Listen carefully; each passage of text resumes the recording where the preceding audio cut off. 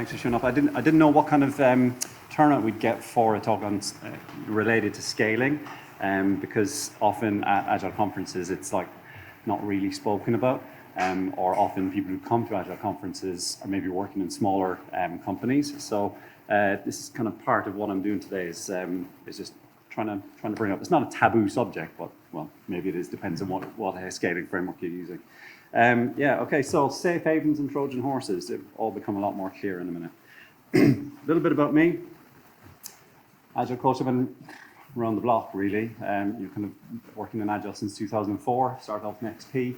We'll go through a little bit more about that later on, but that's kind of like my if I had to pin my colours to the mast, it would be XP would be my kind of, my weapon of choice. Co-founder of Lean Agile Brighton Conference. So if you like conferences by the seaside, have a look at that one. It's in October.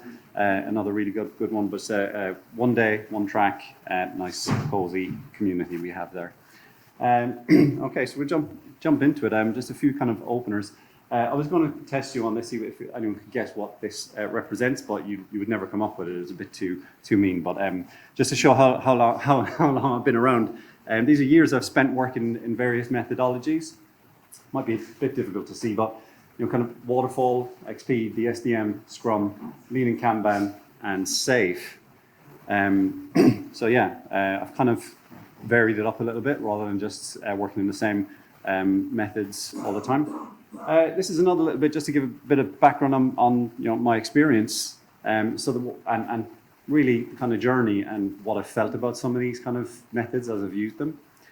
So waterfall, back when I was like kind of fresh off the boat, literally green and kind of sorry, zipped on a bit too there. Yeah, so it was a bit alien to me really that there was even a thing about a methodology for building and delivering software. I was oblivious to these kind of things that people were doing, project tracking, Gantt charts, all that kind of stuff. So I was like, yeah, whatever, just let me code. So I did spend 2 years in a waterfall environment at the beginning of my career, and it was really, really insightful.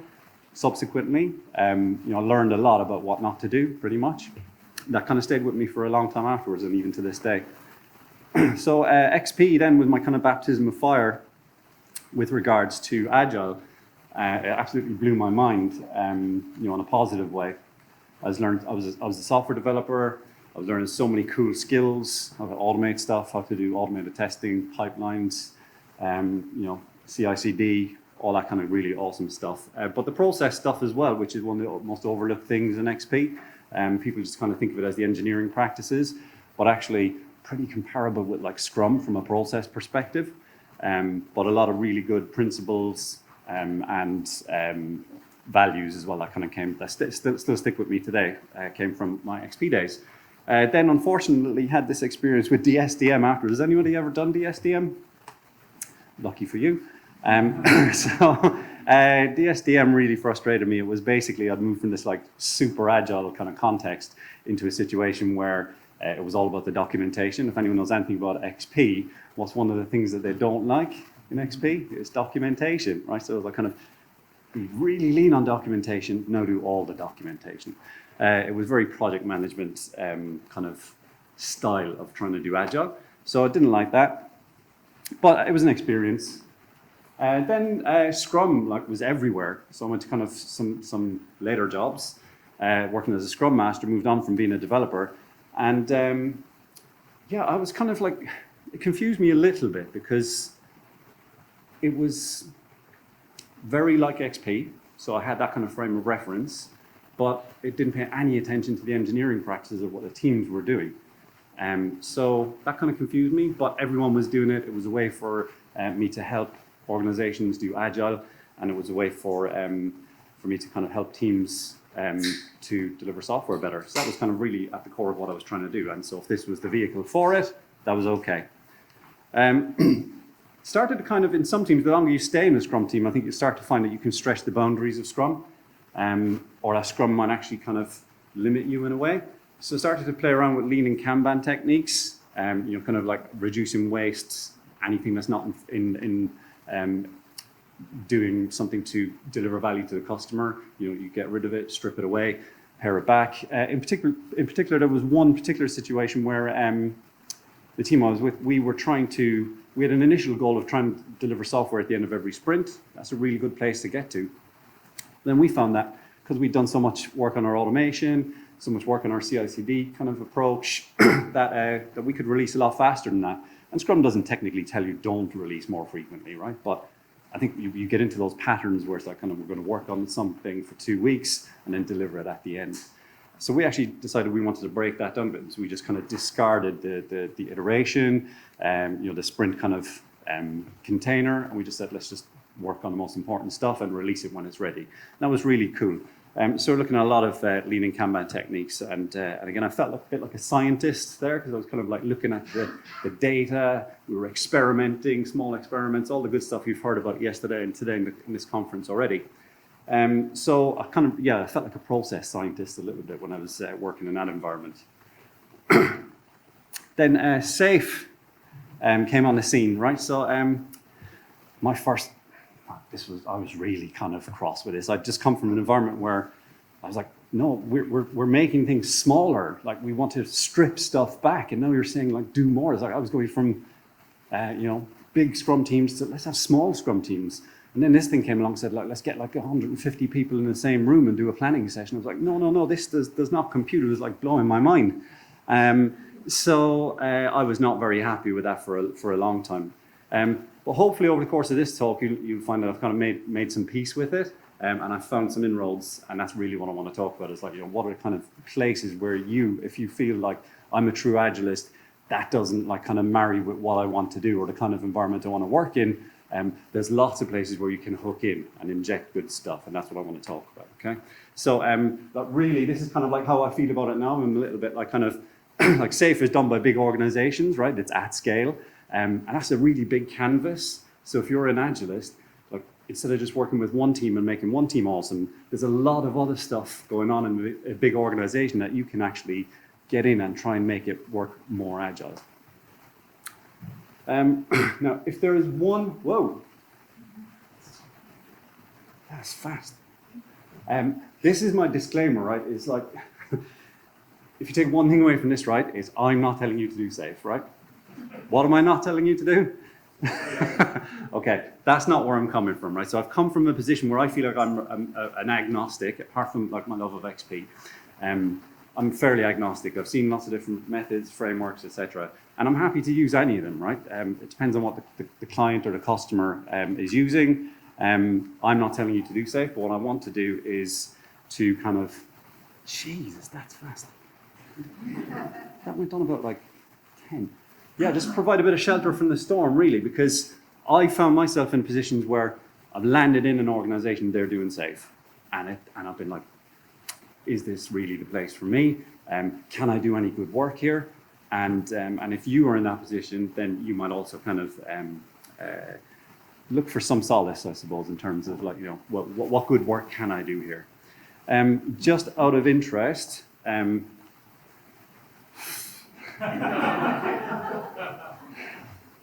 it's a good clicker. A quick show of hands just for me to see. Is anybody currently working in a SAFe environment or a company that's using SAFe? Okay, that's more than I expected. That's cool. Anybody who kind of has previously been working in SAFe that hasn't already raised their hand? Okay, so you'll have a good kind of understanding of what it looks like, at least kind of across the top. And what about any SAFe certifications in the room? Who's got badges? Cool. All right, we might talk a bit more about that in a minute. Stop. Hey, I'll do the SAFe puns, okay? Okay. So when I put this talk together, the proposal for this talk, it was about it being a Marmite kind of topic, right? And I said I don't see enough of it, and it's a little bit of a blind spot, I suppose, right? Because a lot of true Agilists are kind of, oh, that's SAFe stuff. That's no good. Why would you talk about that at an Agile conference? But it's not going away, right? I mean, like, and if you work in a big company, it's definitely going to be around for a long time. And it's growing, actually, I think. So, I think I'd rather kind of bring it out in the open, talk about it, and learn about how we can work within those constraints. Okay, so, but what I said was it's a Marmite topic, right? So, quick poll, so who loves Marmite? I love a bit of Marmite, that's lovely. and who hates Marmite? And just to break the paradigm, who doesn't mind Marmite? Fair enough, right? It's fair enough. So we might get to that kind of position with some things like safe as well, right? I think I'm probably like that with safe. But there's lots of things that we're a bit we're a bit Marmitey on. Sour candy, as the Americans call it. Love it. Hate it. Don't mind it. Licorice. Love it. And all the hands go up for loving it, and someone like practically vomits in the back. Okay. Too soon?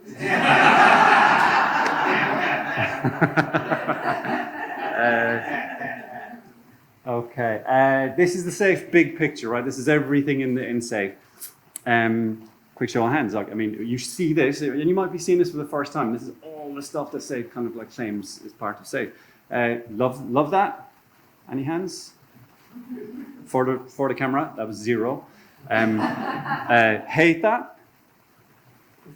Few hands. Don't mind it.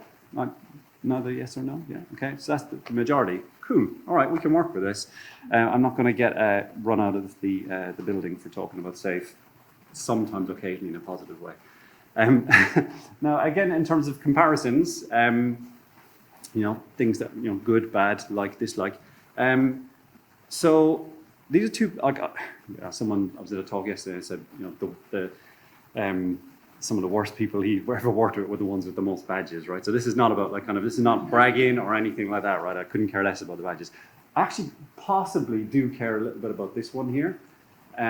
So this, I would say, is like kind of the top badge that I ever earned, right? It's enterprise coaching from IC Agile, certified expert in enterprise coaching. What I learned on this course, it was over a year, fully immersive classroom training, cohort, peer work, project, applied learning, strict examination at the end with an examiner.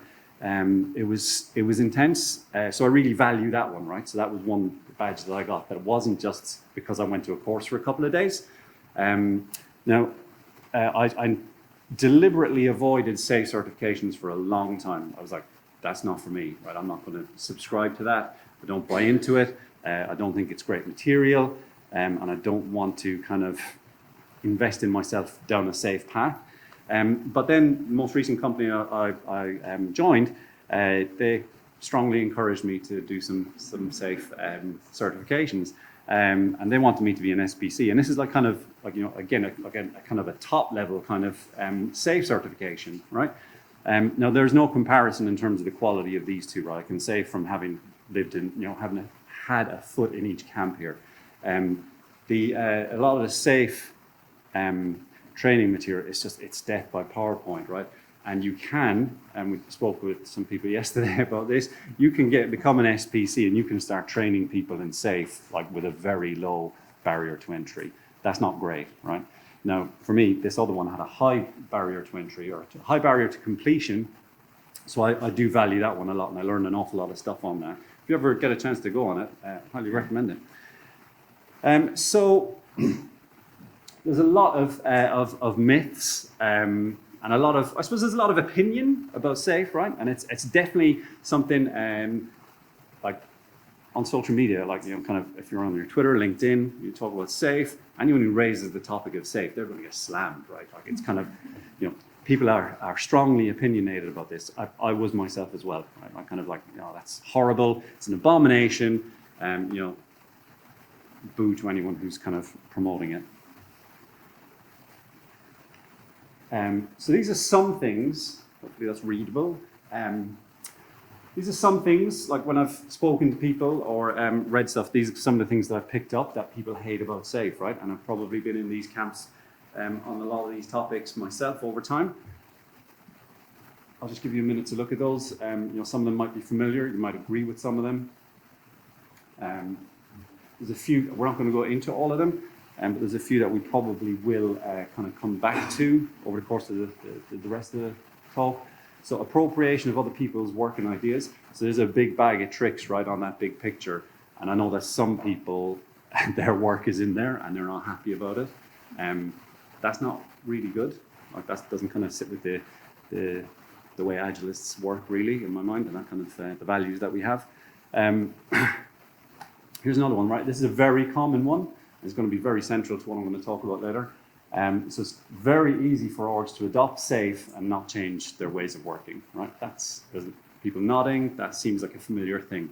I'm going to tackle that actually, because I don't think that it is SAFe as such that is causing that problem. So we've got some people in the room who've got the SAFe badges, right? But there's some people who collect these badges, right? They're like Boy Scouts, Girl Guides, whatever, right? You know, they've got all the badges. You see them on the email signatures, badge. So they must be really good at SAFe, right? They must be really good Agilists. Or they just like collecting the badges and they like going on training courses. But those folks tend to love it, right? And there are people who love it, right? And they really love the training and the certification business. That's right up their street. Gives them some kind of sense of, achievement. I'm not against that, but kind of gives them that sense that I suppose that they're becoming better at Agile when actually maybe it's just they're getting better at knowing what's in SAFe and knowing how to pass the exams.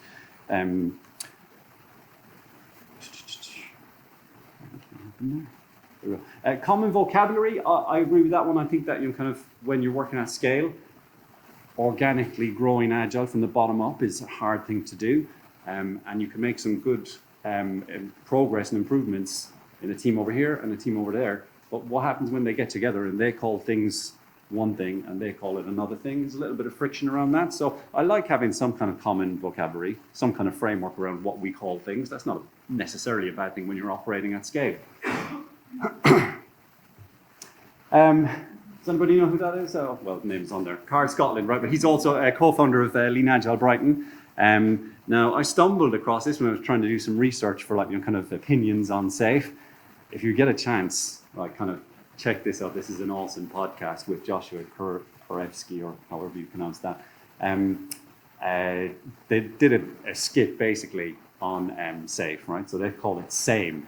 They're starting up their own framework, which is the same methodology. And as you can imagine, we've got great names, which they just got they created themselves. Certified Same Fellow and a Chief Scientologist the same. So as you can kind of get the gist here, right? It's like they're talking about a lot of this is you don't have to change anything. These are quotes from the actual podcast. It's very dry and witty, and it's a really nice skit. I definitely think kind of go and watch it and have a laugh, because it's quite clever. It takes about 10 minutes to warm up, but it's all kind of part of it, So definitely give it a look. But yeah, so it's difficult when you've experienced SAFe to argue with a lot of this stuff, right?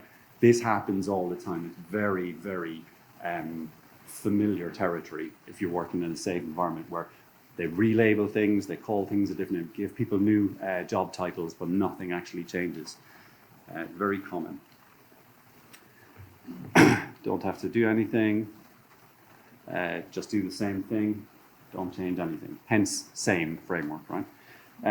Now again, more research I was doing, I came across this really cool article, which Steve Smith actually is co-author of. And Equal Experts is a great organization, but even they're saying they don't recommend SAFe, right? They're actually discouraging people from using SAFe. Great article, go and have a look at it. They have another page which is around kind of how Equal Experts proposes you do SAFe or do scale. Take a look at that. There are other things. There was a talk here yesterday. If anyone was at the B talk, that was swarming, the scaling without a religious methodology by Dan North and Catherine Kirk, both alumni of Lean Agile Brighton. So obviously good folks. And there's other ways, right? And there's other scaling frameworks. Equal Experts is saying don't do it. Now in the article there was a few things that kind of stood out for me, right? There was these are experiences that Equal Experts clients have had. And again, it's all very resonant, right? It's not kind of, you can see how a company that adopts SAFe can have these experiences, right? Now, there's a few that I kind of want to double click on a bit. This one down here, right? So SAFE didn't create a product-led culture, control scope or manage overheads. Adopting SAFE was supposed to improve the flow of work, but there was no change. And this one up here, an autocracy full of top-down approvals, cross-team handoffs. You need to lead with context, but SAFE leads with command and control. So as I read all these examples, which were kind of like really, I think these people having a go at like why SAFE is not good for them. My question is like, who's to blame here, right? Like, I mean, is that SAFE, or is that like your company or how you're implementing this framework? Because like those things, well, these things like are, if you look at them like SAFE is not telling anyone to do this, right? It's not discouraging them from doing things like having a product-led culture. So there's none of that in there, right? So these are kind of anti-patterns or things, ways that people have misapplied a framework or misunderstood a framework, or just that's the way their organization works, and the framework wasn't going to change it unless you intentionally tackle those problems that need to be fixed, right?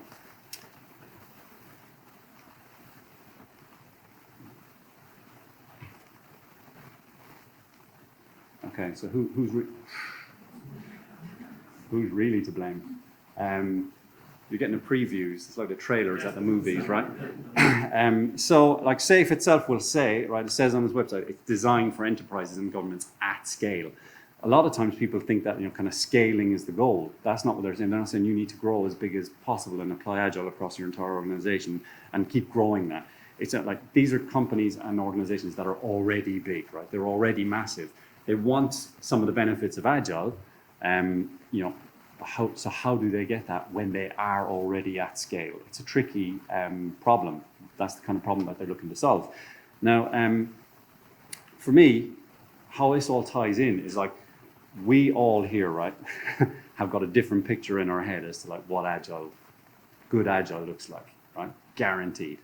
Like what I think versus what you think versus what you think, we're all thinking a different thing. We might have some commonality, but we have a different picture in our head. And I think this is why people, and certainly why I got angry with the whole concept of SAFE. It was like, that doesn't marry with what I think good Agile looks like, right? And you probably have similar kind of vibe. But we have to kind of try and understand what problem is SAFE trying to solve, or where is it trying to help?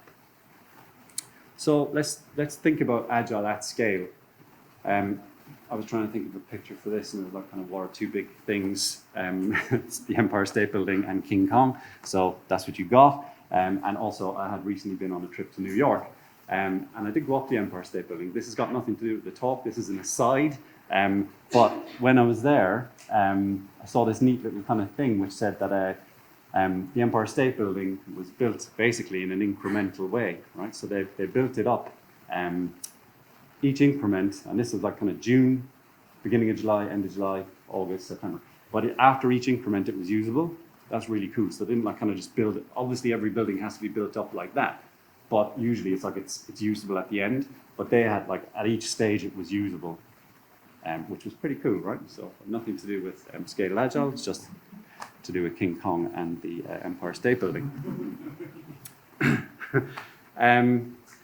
Okay. So, context, right? Context. Everyone's talking about like context is king. So, if you work in a Scrum team, like or in a single team environment, right? You can do Scrum, you can do Kanban, you can do whatever, you can do XP, and you can focus on delivering increments of value every sprint or every kind of short period of time, and that's awesome, and that's what we want all teams to be doing. Really, that's really cool, right? That's not the problem that SAFE is trying to tackle, of course, right? So different problems emerge as you have more teams, right? So like 14, you can be doing a Spotify model or something similar, right? Like kind of, Scrum with Scrums, but you're starting to get concerns, common things that are cutting across all of these different teams, right? So that's like a bigger impediment that you could remove. Remove that one impediment, it speeds up 4 teams, great. Dependencies between 4 teams, that's a bit more manageable, right? So that's cool, but then that spoiled that, didn't Um, I'm not pressing it lots, I promise. So I mean, this is the whole thing, right? It's like that Wayne's Word. I don't know if anyone remembers the Wayne's Word thing of like, how rumors start. It's like, well, I told my friend, then he told two friends, and then they told two friends, and they told two friends. So you start to get this kind of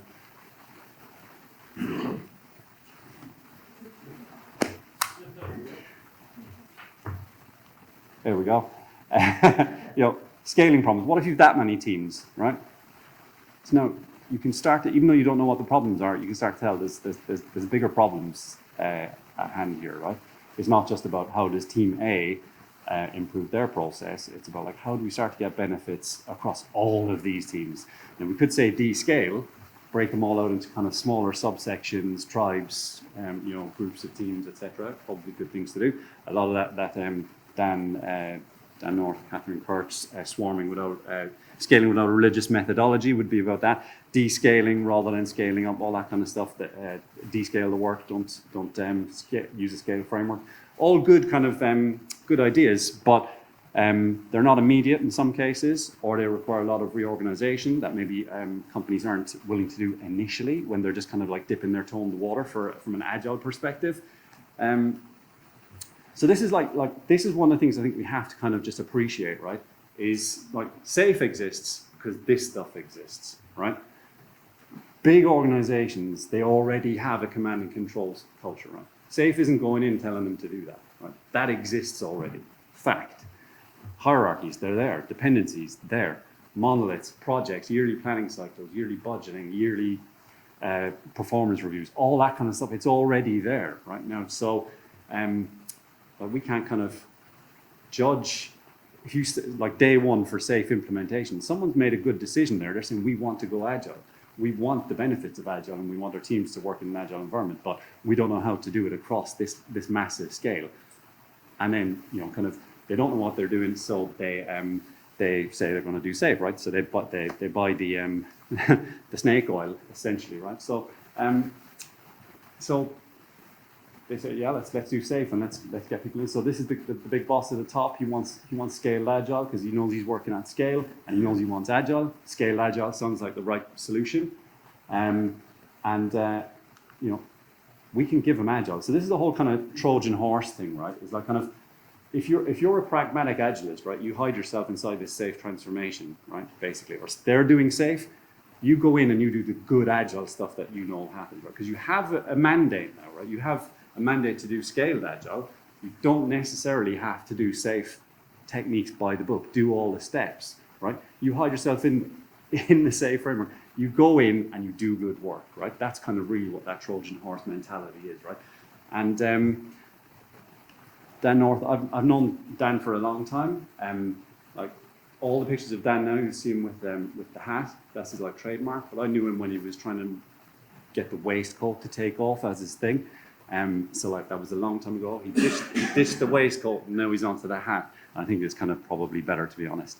But I had a chat with him last time I spoke with him, and I was kind of probably having a whinge about, oh yeah, companies doing SAFe, and he said, just do the good stuff. And it kind of inspired his talk. Really, just do the good stuff. They won't know the difference, right? So they don't know what they're getting when they've chosen SAFe. I know this doesn't. What I'm not saying. Right? I'm not saying go and do evil things or just do your own thing, go off piste, right? It's like you know a lot of good things to do. If you go in and you say, oh, SAFe is a bit heavyweight in this department and they're trying to do this, make it leaner, right? You can apply your own judgment and your own experience and say, right, just because people who've got a few badges are deciding we need to do these steps, which is a heavyweight process, doesn't mean that you can't give your opinion and your thoughts and say, we could do that in a much better way, get better outcomes, and we wouldn't just be doing the theater. Okay, so it's up to you, and it's up to all of us as kind of agilists within these companies to apply that mentality is what I think, right? It's like you hide yourself in, you don't hide yourself, but that's how you get in, right? As you get in because they're doing SAFe, then they hire you in, and then you do good stuff, right? We don't have to just go in and do things that we don't agree with because it's in the name of SAFe.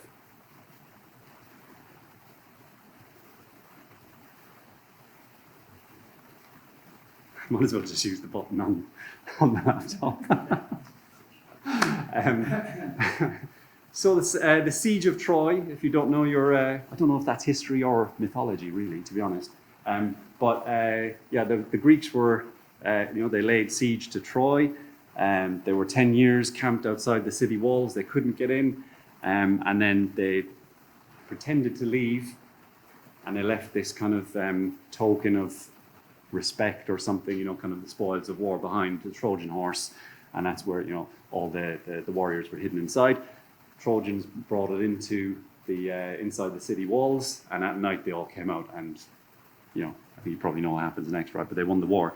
But that's the kind of mentality that I'm applying personally, and I think that lots of other people can. It's like, hey, if you're doing safe already, well, you're inside the city walls. They want Agilists to help them apply, to implement safe. So just do good work, right? Kind of some of it will be in safe, some of it you might be bending the kind of the boundaries a little bit or stripping stuff back. That's good, and it's everything you need is in safe to justify why you're doing it, right? I'll give you some examples now, right? So, again, come back to this one, right? This is the big bag of tricks, right?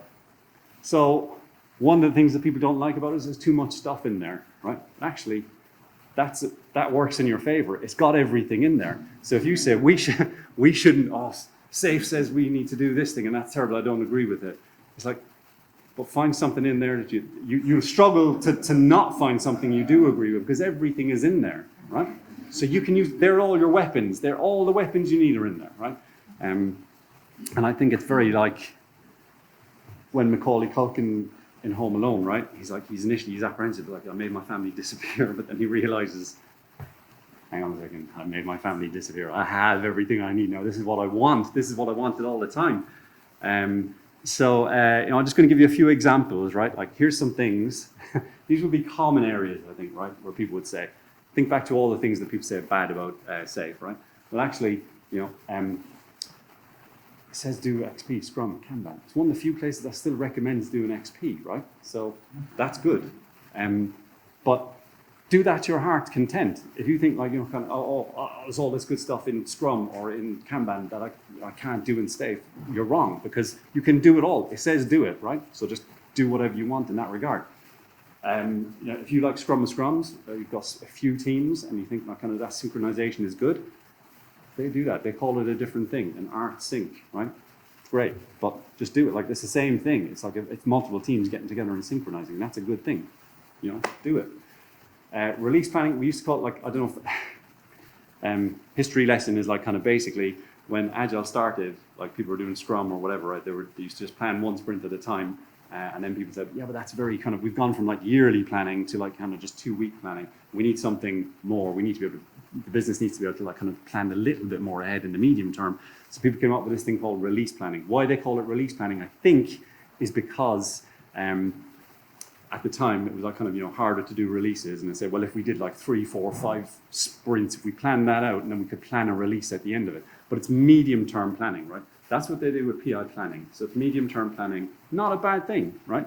But if you think that that's beneficial, go and do it, right? If you think, we used to do release planning in my startup I worked in, you can do it here, right?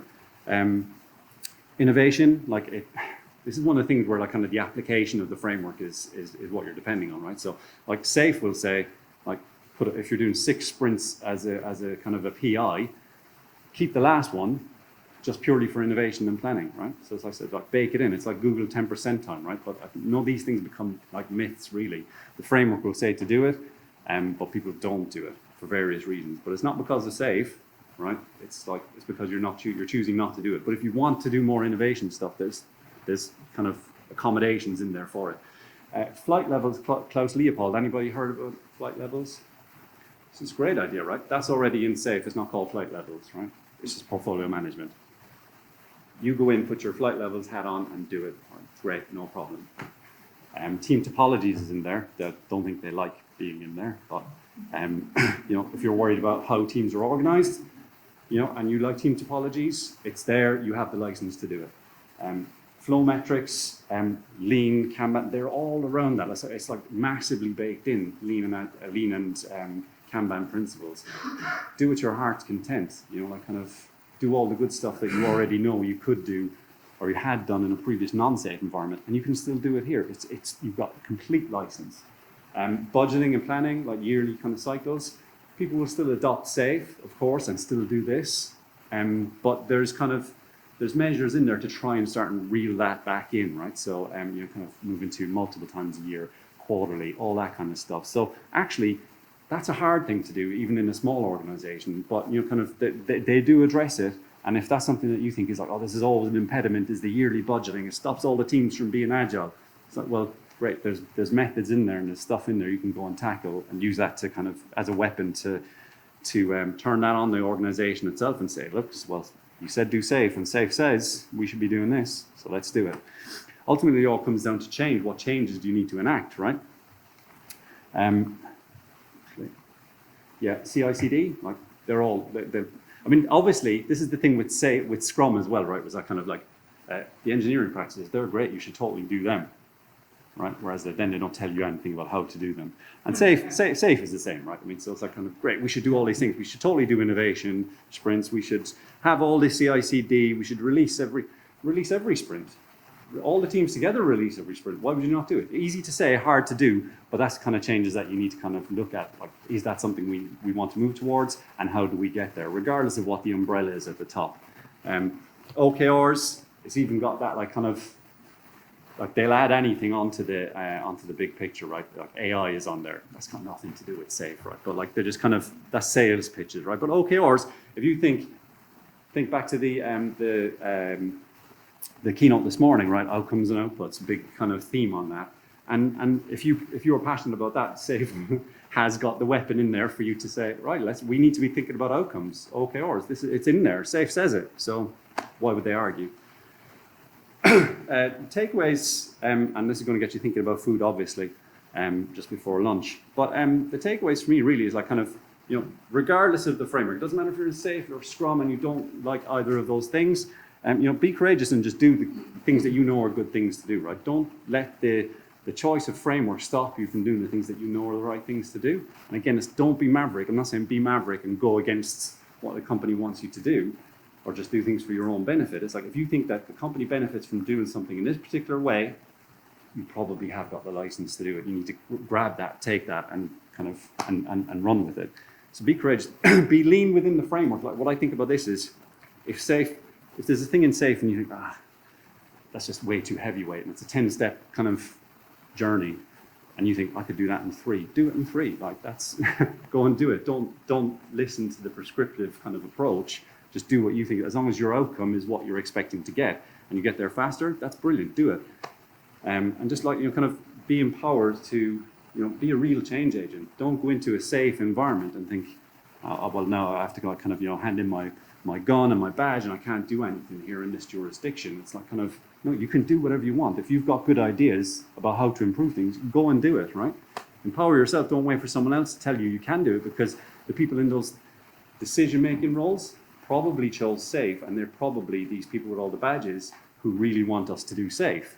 But if you know better, you can encourage them, you can educate them, and you can show them kind of alternative ways of doing it. And a couple of nice little bits to kind of finish off with. Like, you meet people where they are, sure, right? Because they have all these dysfunctions. But like kind of, don't discount a lot of companies because they're doing SAFe. It's like, well, that might be where they are, but it might not be where where you want them to be. But what you want is, as well, also is like, don't leave them where they are, right? So like, meet them where they are, but don't leave them there. Like, go in and don't just accept this is SAFe and it's never going to be anything different. Go in and be agile and do all the good agile stuff, right? And with that, I think, thank you.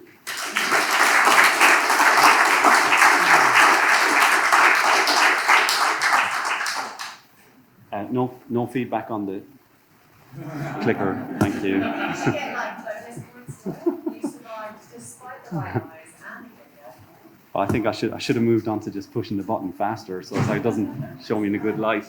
Yeah, if anyone's got any questions, happy to take them or step back. Yes. I'm going to keep with the food analogy.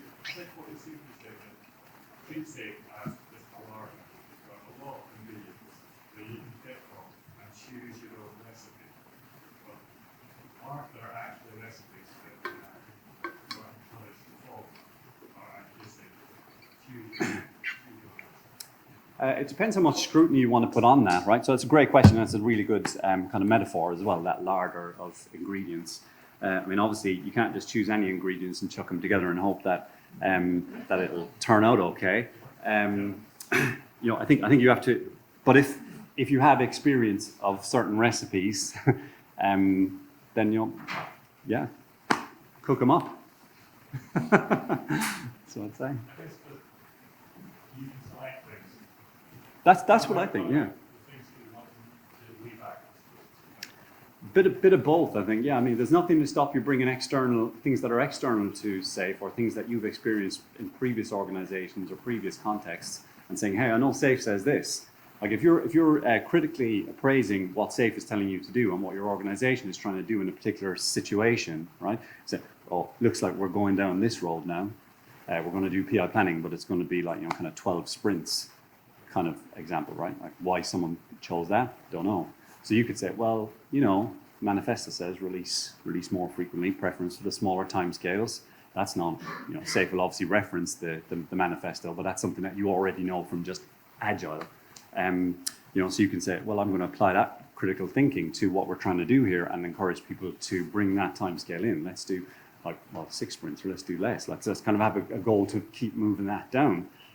So that's you as a kind of, as an Agilist, applying your knowledge that maybe not be, it might be in SAFE or it might not be explicitly or called out very loudly in there, right? But you if you know it, you can do it, right? Yeah.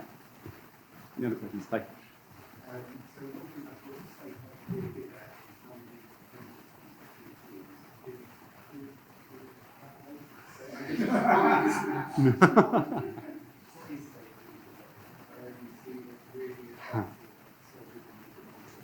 so that's it's a great example, right? So thanks for the question. It's one of the very easiest ones kind of to look at and to sum up all of this, right? Because even in the same video, right? That was the thing, is like it identifies the dependencies and then it doesn't do anything about them, right? But like SAFE is not telling, no one is saying don't do anything about those dependencies, right? We have to decide to do something about the dependencies. And I think where it becomes difficult, right, is, well, first you have to identify the dependencies. Sometimes in really large organizations, people come together for like kind of joined up planning, and they meet the people they were dependent on that they didn't even really know there was a team behind it or something else. So first it's identifying them and knowing about them. Second is like managing them better, but that's not brilliant, right? So well, if I know I'm dependent on you, I can stay in contact with you a lot more frequently, right? Great. But it's the reorganization that would eradicate the dependency. So it's like, if I'm dependent on you, why don't you join my team or I join your team, right? That's the step people don't want to take. And that's the bit that people shy away from. Reorganization is not some organizations might have the culture where they're happy to reorg, you know, at the drop of a hat or to shuffle people around. These kinds of organizations don't tend to be like that. So it is a hard thing to do, but the answer is obvious, right? It's like kind of, we need to shuffle kind of people around a little bit so that they don't have the dependency. But no one is telling you don't do that, right? It's just that is the pattern that is being adopted. People are like kind of, that's great, we'll manage that dependency, but we won't eradicate it. So, but you can do. Just a harder move to make. So above this, we could definitely give advice of take what you can and make it your own. But have you found in your experience that if you're trying someone else, are there any necessary evils you can do? I will do what I can do, but also, are there any that stick out to you think you're like, you just have to kind of Just suck it up. Yeah. So one of the things is timing is like kind of is a thing, right? You can have in your head, is it they, right? The bad people want to do this thing. Me, the hero, wants to do this thing. And not be absolute about it, right? Like kind of think of it as a scale. It's like, well, okay, the example of like, oh, they want to do 12 sprints for a PI, right? Well, what if I could bring them in a bit? I want them to actually not even be doing PIs, possibly, right? I'm probably at that end of that extremity of the scale. But how do I bring them in, right? Like kind of, so like, let's make a move, and if I feel and sense that there's appetite for that, like they just randomly pick 12, and I say, hey, you know what? If we did 6, we'd get these benefits. They might go for that. if they're pushing back really hard for various reasons, there might be something behind that. So you might kind of back off a little bit, but go again at it like kind of a little bit further down the line at the next iteration. So a lot of it is sensing and responding, right? Like just kind of good kind of approaches to take. Like sometimes if you feel there's too much heat on this, like I could be doing myself more bad than good by trying to, like, is this the hill I want to die on, right? That's kind of a really good kind of way to think about it. But as long as you don't kind of like avoid all the hills, you know, kind of, at some point you do have to push people a little bit, which is like, it's not a very coachy kind of approach, right? You want people to, you know, lead them to the result themselves, and they need to discover it and all that kind of stuff. But sometimes they do need a kick over the edge, right? Or just a push to jump into the pool. So yeah, you just have to kind of like sense and respond and adapt as you go. I don't think there's anything particularly that like kind of this has come out as like kind of a do not touch this kind of thing, because it's all agile stuff, right? It's you know, it's come from somewhere good initially, and it's just all been put in a big bag with a safe label on the front of it, right? So it's like kind of, there's good stuff in there. It's just about how we use it.